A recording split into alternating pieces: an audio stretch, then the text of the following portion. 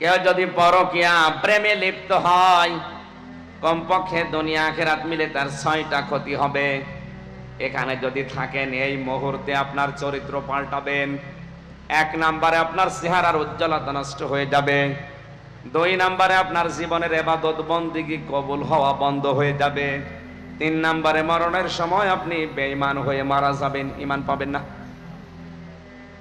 এই যে এত বড় কঠিন কঠিন কথাগুলো বললাম, এবার আল্লাহকে সাক্ষী রেখে হাত তুলে বলেন তো, পরকীয়া প্রেমে লিপ্ত আছেন কারা? হাত তোলেন তো।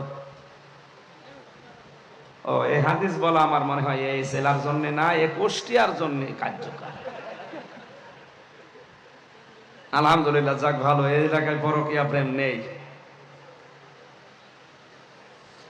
যদি কেউ এরকম চরিত্রে থাকেন, আপনি কি মনে করেন আমি বুঝি না, নিজের স্ত্রী বাদ দিয়ে অন্যের